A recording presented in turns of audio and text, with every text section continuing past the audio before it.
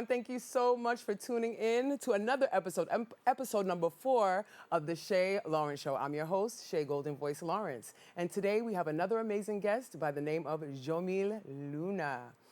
Jomil Luna is the founder and president of the Community Spotlight Foundation and host of the Community Spotlight on BronxNet. He creates meaningful conversations that celebrate community, culture, and advocacy. Professionally, Jomil serves as a pharmacy sales representative with AIDS Healthcare Foundation, where he advances HIV prevention, education, and health equity. Passionate about the power of storytelling, he helps people feel comfortable enough to tell and claim their stories, believing that visibility and authentic conversations can transform lives. Ladies and gentlemen, please welcome to the show, Jomil Luna. Woo! Yes, Yes! honey. She is what? Ready. If anybody's a wildflower, it's this one right here. Hello. Lord. Because she came ready, honey. All right? Yes, yes. Shay, I knew I was coming to see you, girl, and I had to bring it, okay? She had to show up. Yeah, and all bringing right? it, you are. Yes, Bring it, honey. you did, child. Right, Yes, right. yes. So happy to be here, my love. Yes, thank you for coming to the show. Yes. So, where do we begin? There's so many things to cover. I mean, like I have a few pages. I know. And we had such great conversation, Yes, for the yes. pre-interview. And I'm so happy that you took the time. This is a professional here, y'all, because she Yeah. took the time to get to know me, to ask me questions, and to get to know my story. Yes, so I appreciate that. Yes, I'm about yes. to cry. I Beautiful. feel so good. Thank you. And he's an amazing host. So coming from you, that really means a lot. Thank you, Yeah. thank you. So make sure you check out The Community Spotlight. Community Spotlight on Holla. BronxNet as well. He's my colleague. Yes. Yeah. So please let the viewers know who you are, where you're from, and what makes you the person that you are today. Yeah. So I'm a little Puerto Rican boy born and raised in Camden, New Jersey, with a single mother, but raised basically by my mother and my grandmother. Two beautiful, strong women that gave me the strength and resilience that you see today, right? I'm a man of many hats, which is why I'm wearing a hat today. And so with many hats, a professional, public health professional, I work for AIDS Healthcare Foundation, where I do great work in the community, advancing, health equity and just linking people to care so that we can end the HIV epidemic, but also a host on BronxNet with the Community Spotlight show and podcast. I love it. I love it. So, you are my sister here, and we have so many great colleagues, right? And I mix the two worlds together, right? Because I've noticed that I have a gift, and that gift is energy. Yes. One thing, I need some of that. I need me some of that, because I definitely have the energy too, but your level of energy is certainly unmatched, and it's perfect for television. I mean, what can I say? Thank you. So, what led you into healthcare advocacy? Tell us about your story and the reason behind that. Yeah. Believe it or not, I wanted to be a doctor. Oh, I wanted to be a doctor. I wanted one of those big careers, and I always kind of like followed that big path, right? So I said, okay, doctor, because I liked healthcare, right? And I liked health, and I saw like things on TV, and I said, I want to go that route. Didn't work out for me. So my counselor was like, look, boo, why don't you try public health? I was like, what is this public health? Tried public health, loved the classes, it was practical, it was relatable, and it was like more me. And when I got out into the real world, I started my career at the Hyacinth AIDS Foundation in New Jersey, right out of Rutgers, and basically that led to my career as, an advocate, but also I was like the director, assistant director, and where I am now, pharmacy sales rep at AHF, it led to that, where now I serve a community around the United States, because the work that we do helps people around the United States, but also around the world, so they can afford their health care and get linked to care and stay safe and know their status. Yeah, so for those that don't know your status, which you are very public about. Yes, very public about. Reiterate that yes. for the viewers. So let's get into Exhibit it, A. baby. Let's go right to it, honey. Ladies and gentlemen, people of the world, Jomil Luna, a spokesmodel for the HIV Stops With Me campaign. You can go to it online, hivstopswithme.org. If you've seen it on the subways, thank you for tagging me. I got so much love this year because so many people were like, oh my God, Jomil, is that you? Yes. And it's all about positive vibes, because we're living through dark times, ladies and gentlemen. And so, in a time of difficulty or challenges, I really believe that we gotta support each other, and that we have to just have extreme joy, right? You know, wake up and just be the best version of yourself. So that's what this campaign represents to me. Yeah, shout out to HIV Stops with me. And Yes. this is so, I just have to Oh, hold this yeah, up yeah, again. yeah. Can we get a, yeah, there we go. Yes. Even better shot right Yes. there. You look so cute. Thank oh my God. He's so handsome. Yes, He's so oh my cute. gosh. Adorable, adorable. Girl, if he wasn't, I know. I know, He's right? fine, ladies and Hello, gentlemen. she ready. Come on. But this is beautiful. It's beautiful. And, how does it feel to know that you've been a part of a campaign that was Yes. featured on Yeah. the subway for millions of people to see, and they were on the buses as well, correct? Yeah. So look, Okay. Shay, it's not an easy thing to even fathom. Like, it's something that I initially signed up because I knew I was ready, but I didn't know that my family wasn't ready. I didn't know that other people may feel like, oh, he's so public about it. Like, do I really want to be with him? Right? You know what I mean? Like, so many things happened when I became that public. I was already coming out with my HIV status to my friends, my family online, right? Yeah. But it was on a smaller scale. So this campaign 4 years ago when I joined, it was so public that now it was on the billboards in the Bronx. It was on the New York City subways. And so people started to say, oh, wow, you know, like, you're really brave, but thank you for sharing your story, right? Yeah, that's a level of courage that is unmatched. Yes. Like, you know, there's so many people that wish or strive to get that level of bravery because it does take a different level of, you know, I don't give a bleepness to be like, this is it. Oh, well, if you don't like it, that's too bad. Yes. And I can imagine that it's very inspirational to a lot of people. Yes. You know, so how did it affect the people around you? And I can imagine some people don't want people in their business. Yeah, They're like, you out there public, that don't mean I want people to know my business, No, right? of course. So what were those conversations like when people said that to you? Yeah. So, you know, it's mind-boggling, right? Because you want to be authentic and you want to be yourself and you want to live in your truth. And especially when it comes from your family, right? Yeah.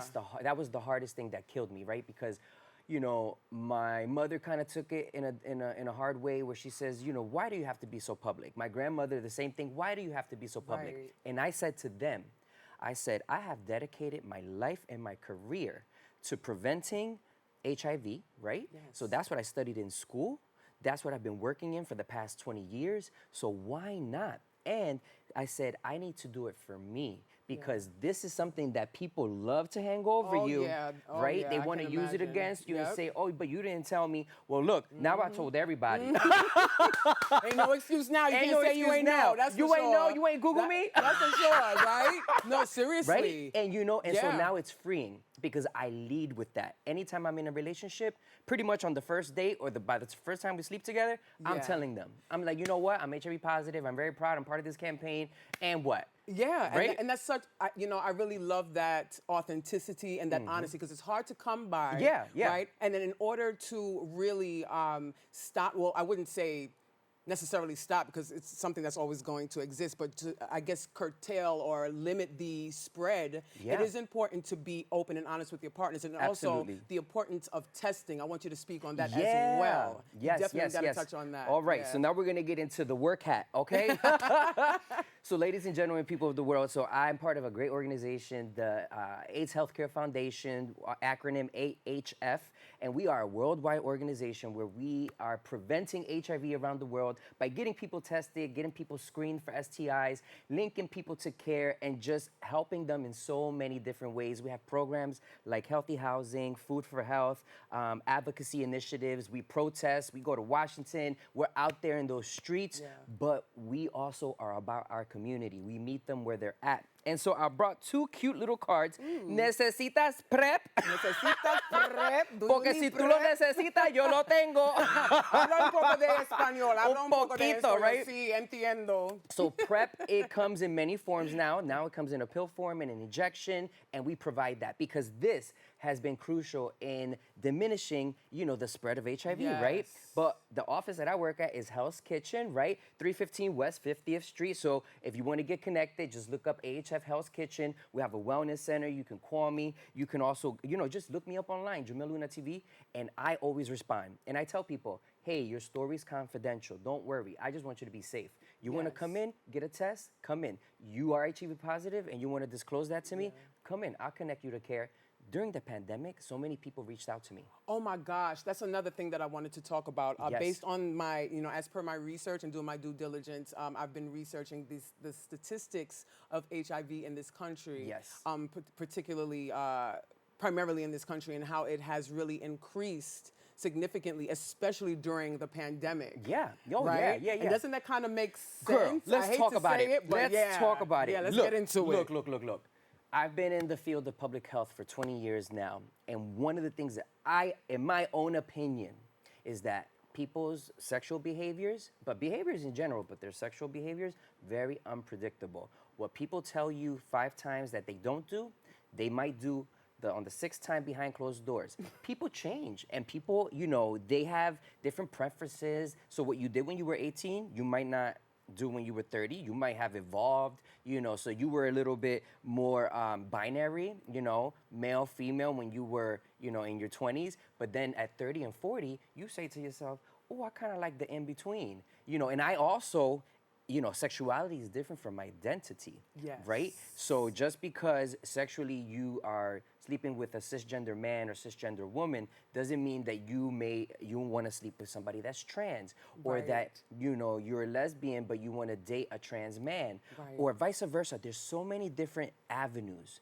And at the end of the day, it's about you loving to do what you do, and you being yourself, right? Absolutely. And I think that's the most important part. And owning it. Owning it. Right? Just own it, feel it, walk in that truth, and Yeah. it's so important. And sometimes I get upset because I'm like, why do so many people care?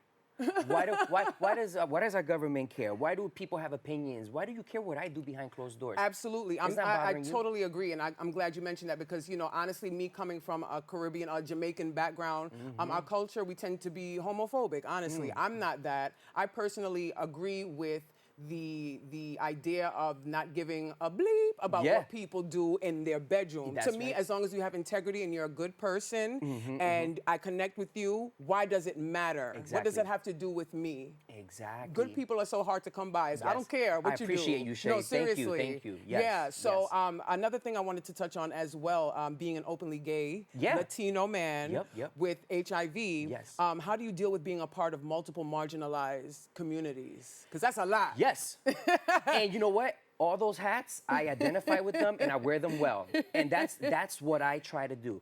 I try to put my best foot forward every single day because I know that I am a leader in the community and that probably people are looking up to me as an example, and I'm proud to be.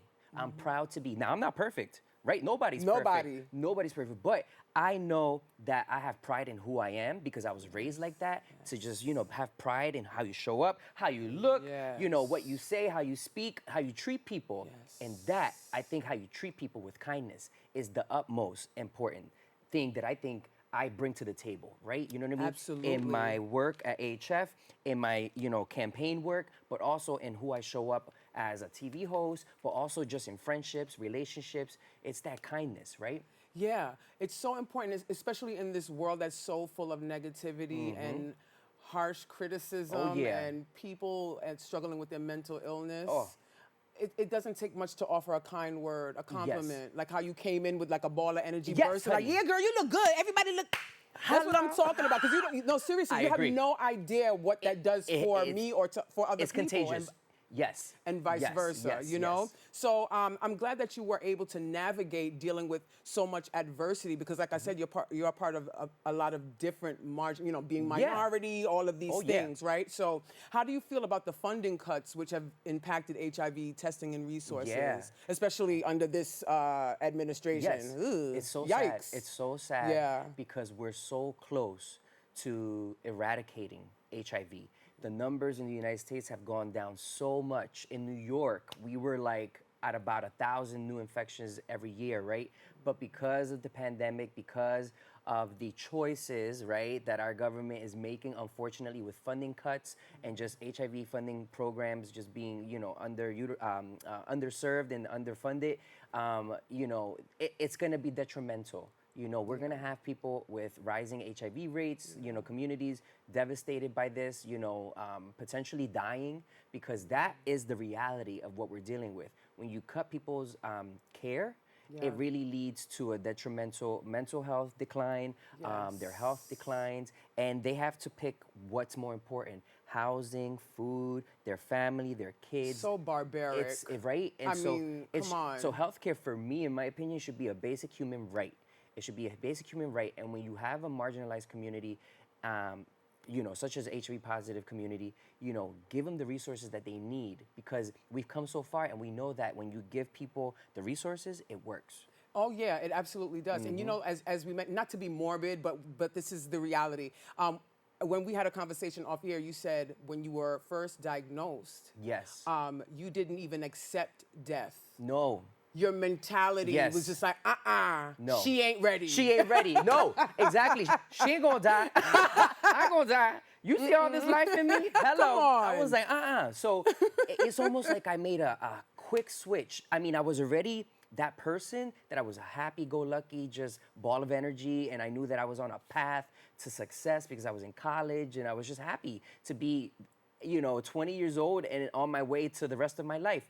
So when that happened, I'll tell you the story. So basically, I was diagnosed at 20, and I kind of knew something was up because I was getting tested. They didn't find anything in school, so I went to my family doctor, tested me for HIV. My mother was sitting next to me, and he diagnosed me with her by my side.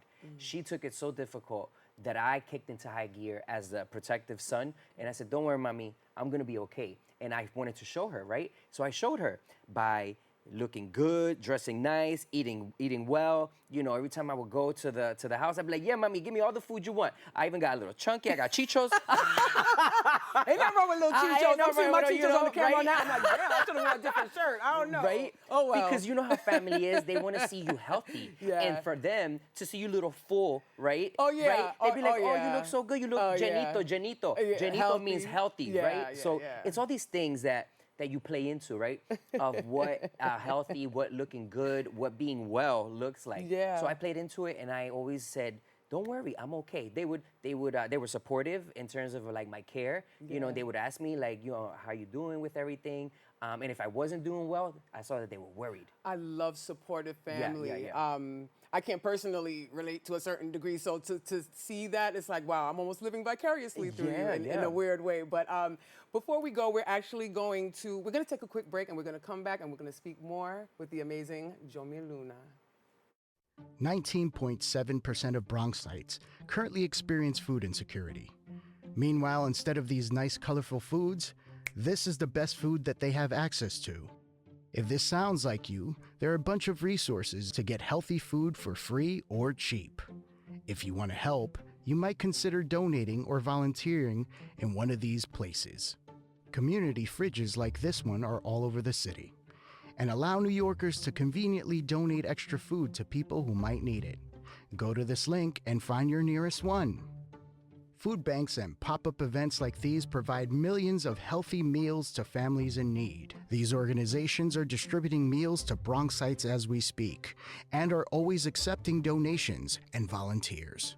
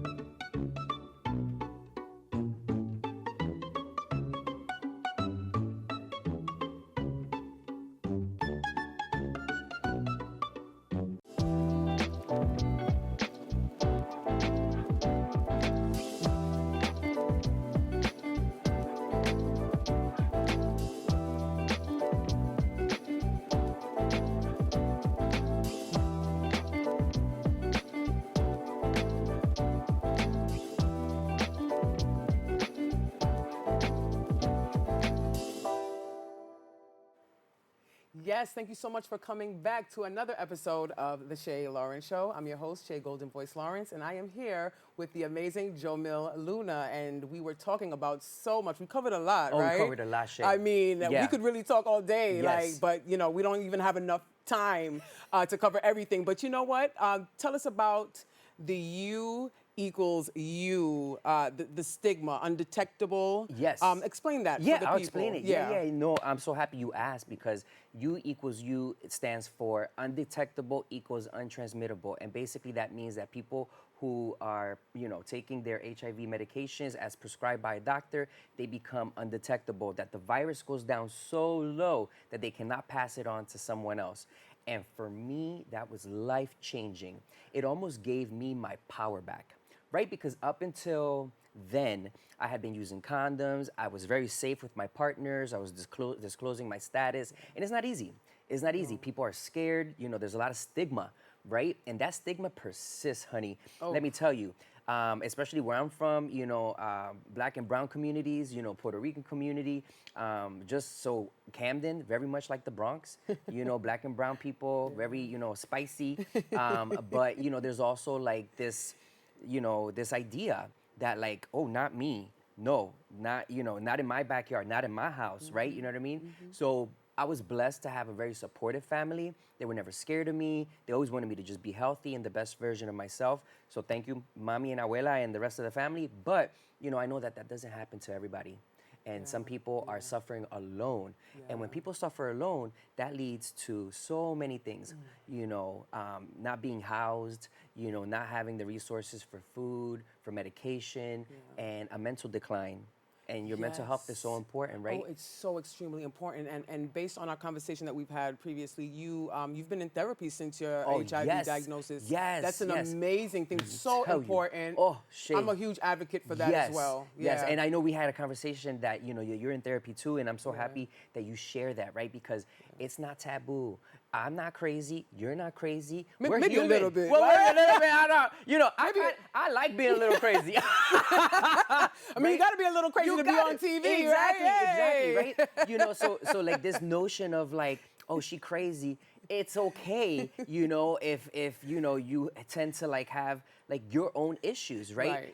Everybody has their own issues. Everybody deals with life in a different way, and it's about coping in a healthy way, not coping in that unhealthy way. So what I mean by that, right? So, what if somebody, because of an HIV diagnosis, they turn to drugs and alcohol, right? That might not be the healthiest way. Maybe, you need to talk to some substance abuse counselors. Maybe you need a harm reduction approach. Maybe you need support from your family, or maybe you need a mental health clinician. And right? I can imagine that that even the suicide rates among the HIV community in particular is pretty astronomical. Yeah, right? and I'm happy you bring that up because think about a person.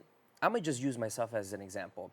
I am a person, Latino, gay man, HIV positive, who got diagnosed at a very young age.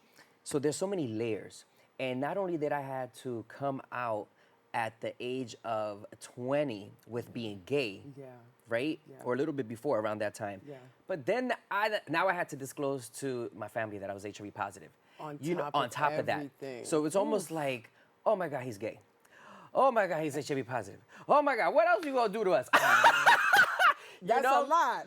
For That's family, a lot. I get it. For a mother and a grandmother that loves their grandchildren and sons so much, you want the best for your family. You will die for your kids, right? I get that. I get it. But I was okay. I was like, I ain't gonna die. Yeah, you were not okay. claiming that whatsoever. Yes, no. And you know what? 20 years later, they look at me like, what? Like, Jamel, like, you look healthier than ever. Like, what's going on with your skin? I said, Puerto Rican don't crack either. Right, girl? Hello. Oh, absolutely. Right? Because let me just say, his skin is Hello. popping, teeth is popping, everything popping, body popping. Woo! Poppy got it going on.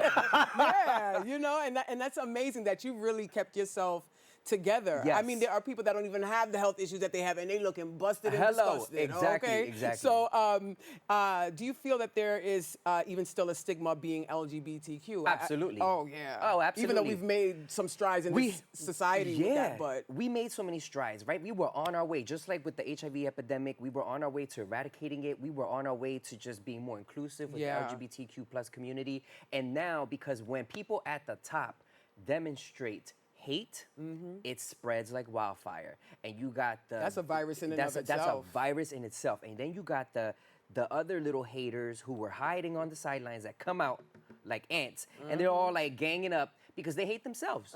They hate themselves. Projecting. And you know what? Leave people alone. If you want to be left alone, leave people alone. Let people be themselves. You know what I mean? But this hate, it's the ugliest thing. It's the ugliest thing. And let me just be the one to say as well on camera that it's terrible, like when people act like that. The hatred is disgusting. So disgusting. I don't condone it whatsoever, and I will defend anyone that I see being bullied for anything. No matter what it is. I don't play that, especially as a mother. I don't play that. But lastly, before we go, there is this disturbing trend called bugging, which means people intentionally and purposely seek HIV positive people in hopes of becoming infected. As an HIV positive man, what are your thoughts on that? Don't do it. Enough said. Don't do it. Why? It doesn't even make sense. Gross. Why would you? Why would they do that? Expose yourself to anything on purpose. For what? For some benefits? Suicide That's mission. not a guaranteed even idea. So all you're doing is fast-pacing your death. Fast-pacing the decline of your body. You know what I mean? That's a mental health issue in and of itself. Yeah. So, HIV, it causes, if you untreat it, right, it causes inflammation, right? So that's why you got to be on medicine. It could also, you can get opportunistic infections, right? If you're not in treatment. So it's so important for you to be in treatment and to just be the best version of yourself so that you don't spread it to other people, but also so that you also stay as healthy as possible. Exactly. So we have 2 minutes left to the show, and Yes. and before we go, I kind of wanted to touch on this again. No, because this is really actually a major thing to have your face on billboards. Yes. I really had to bring this point back, right? Okay. And are you? First of all, how often is this campaign? Are you still a part of the campaign? Yes. Is it a lifelong thing? No. So basically, I get invited back every year. Okay. So they ask me, do you want to come back? And then you have to get invited back. And so basically, you can scan this QR code, y'all. But also, it's such a positive campaign. You can go online. You can see everybody's story. There's 30 spokesmodels. Everybody from all gamuts, basically people who were born with HIV, people who, cisgender women, females, males, transgender people, it doesn't matter.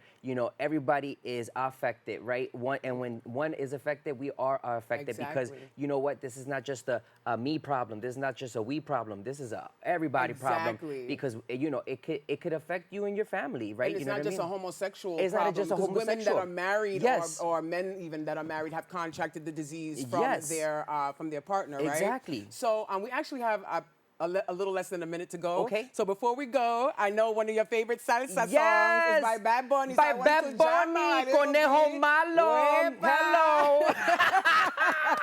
So we're going to do it. We're going to jam out. Thank you so much. Oh, Shay, I love you so much, girl. Thank you for being so beautiful, so talented, because you are a blessing and a golden blessing to all of us, ladies and gentlemen. Vente, Shay, let's see. I feel spicy today. I feel spicy, mi gente. Wepa. Let me see. I got a little two-step.